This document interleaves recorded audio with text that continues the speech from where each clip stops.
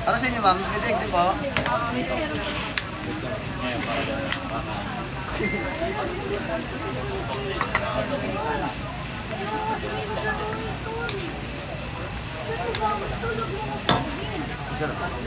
Ano chili sauce na boss? Ano daw eh. Dito sila malugi sa chili sauce. Grabe, ang dami naman. Yan.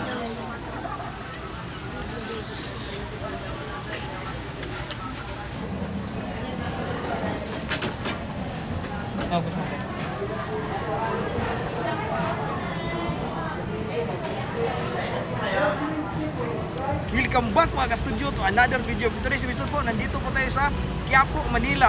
At sa likod ko po ay ang Quiapo Church. Saktong-sakto po ngayon mga studio na umulan dahil titikman natin ang famous sotanghon dito sa Quiapo at ang legendary palabok ni Aling Julie Dada. Yo, tara na, let's go! Wala pa pala ng Kaya po na kayo dito kuya.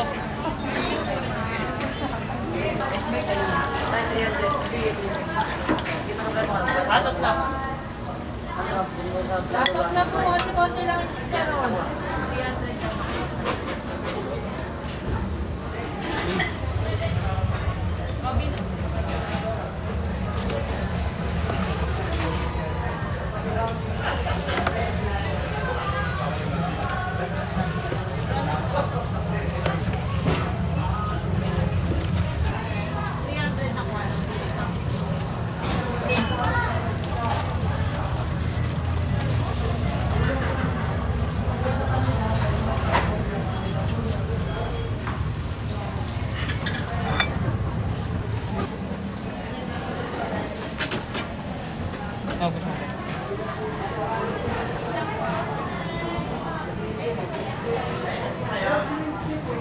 So ayan mga studio, nakapag-order na rin tayo dito sa legendary palabok dito mismo sa Quiapo. Grabe po ang haba ng pila po. Bago ka makakain dito mga studio, pila ka ng mga 20 to 30 minutes siguro. Sa dami ng tao na pumupunta dito kasi sikat sila ngayon kasi na-feature sila sa mga sikat din ng mga YouTuber ba, gaya ng Kim TV, sila Choi Show at madami pang iba po. Ito yung order namin mga studio na legendary palabok. So matitikman na natin ito mga studio for the first time. So mayroon nilang nilagay dito na spring onions, mayroong itlog, tsaka ito chicharon. Mayroon din ditong pusit. Yan. Tapos ito mayroong flakes. Anong tawag tong flakes na to? Tinapa flakes pala. So ayan mga studio. I-mix natin to. Saka mayroon din silang binigay na limonsito. Ngayon, malaman natin ano ba yung lasa nito mga studio at ano ba yung sikreto nito. Kasi legendary palabok to dito sa Quiapo. More than 80 years na po ito sila nagbebenta. Sobrang tagal na ba. So sa 80 years na yan, siguro na perfect na nila yung timpla nila dito sa palabok nila mga studio. Tara, tikman natin to. Thank you Lord for this food. Amen. First bite tayo dito. Parang sticky siya ba? No? Ayan.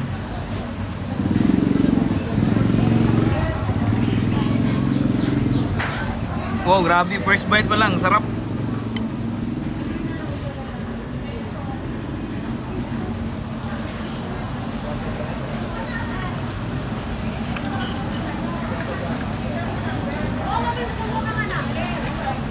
Yung mga nilagay nila na spices mga kasudio, nagko-complement sila ba? Medyo may pagkatamis yung lasa niya ba?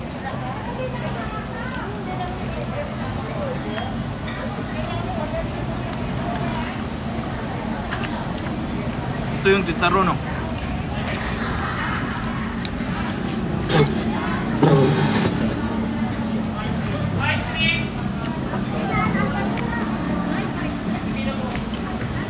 Yung chicharon nila sa Cebu parang pinakupsan to ba?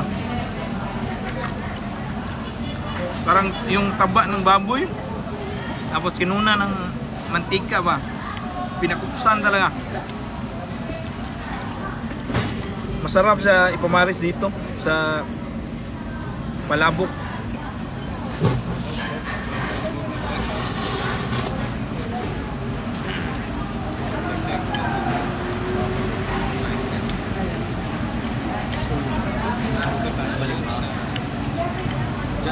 First time ko natikman na ganitong lasa ng palabok dito sa Pilipinas. Marami akong natikman sa Cebu, pero isa ito sa pinakamasarap. Itong palabok ng mga studio, 70 pesos lang. Tapos ang dami ng sahog na nilagay ba. Kaya sulit yung 70 pesos mo, kaya siguro ang daming taong pupunta. Pumipila talaga kahit matagal yung pila. Kain lang itong palabok nila.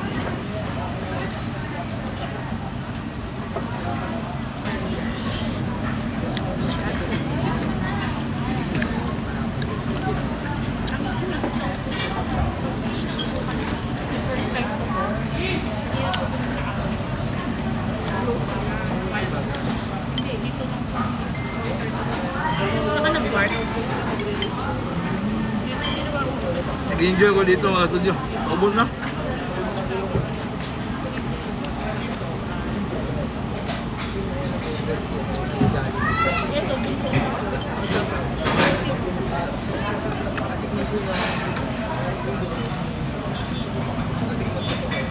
Ano boss? Magkano? 70 po overload siya. Isang overload po.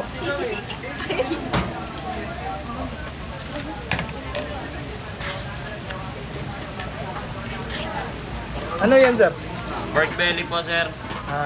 Sino mo?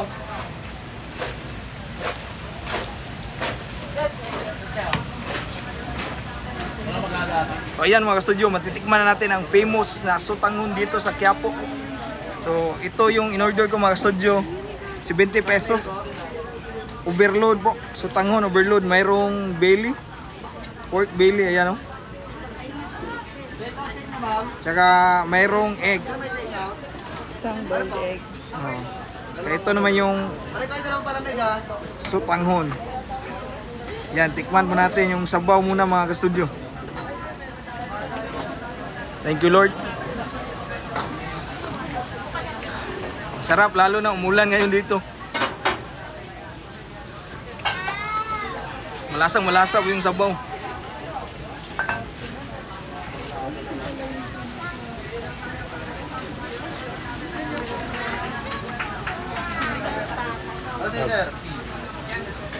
Kaya para madaming kumakain dito mga studio kasi masarap talaga yung sutanghon nila.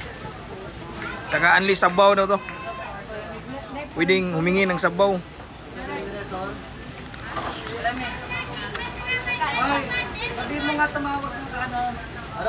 Yan yung bili oh.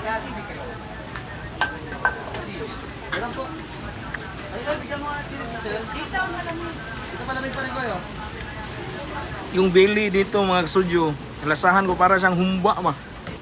Manamis-namis. Oh.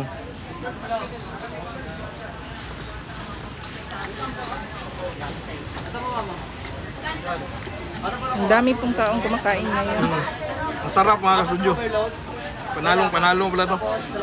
Kaya pala ang dami. Dinadayo. Oo. Dinadayo ng mga tao.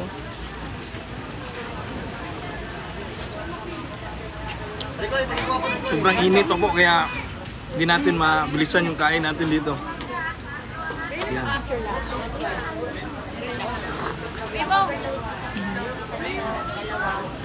Kasi, hello, subscriber ako. Oh, salamat ma'am.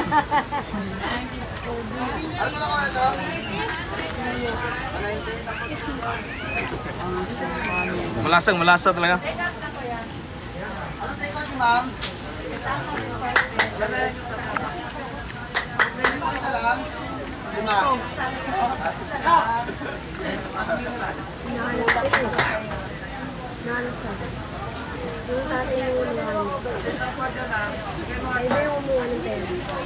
Yan.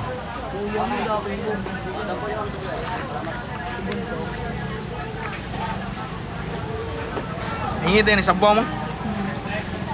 Pwede ma, hingi ng sabaw boss? kaya gano'n din. Dito mas overload. Yan, lagyan natin ng chili sauce. Manghang ba ito siya? Thank you. Kita kayo. Thank you. Salamat, ma'am. Yan.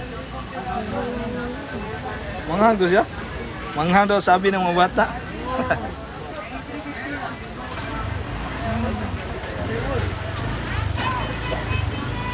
Manghang kunti.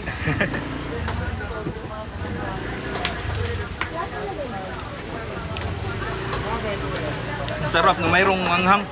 At tayo ng chili sauce.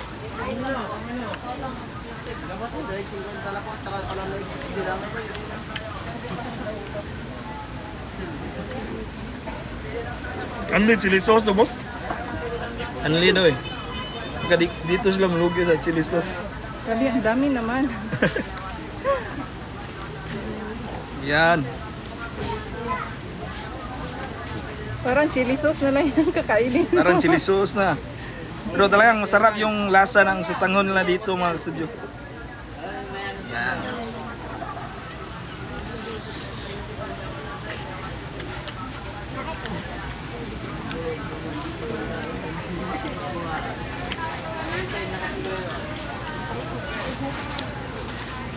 Yan, tulo. Kuha natin dito. Tulo pawis.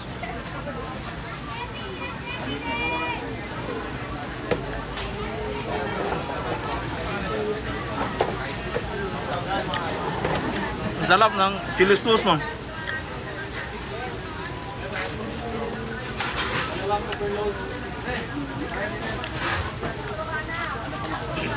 Grabe, sobrang init pa. Uy.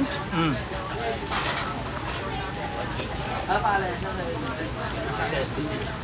Tamang tama to sa malamig na panahon talaga.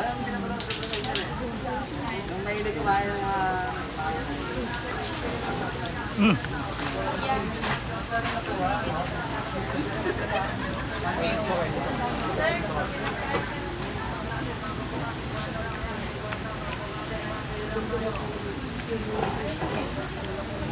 Isang ganito solve na.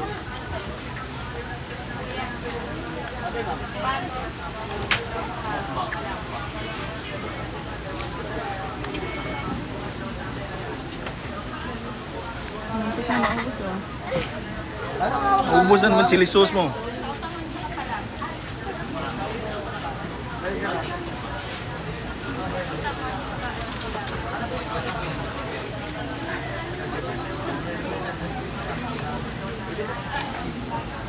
Dapat mong matikman doon. Masarap siya. Titikman ko yan, pero parang hindi ko lalagyan ng sili.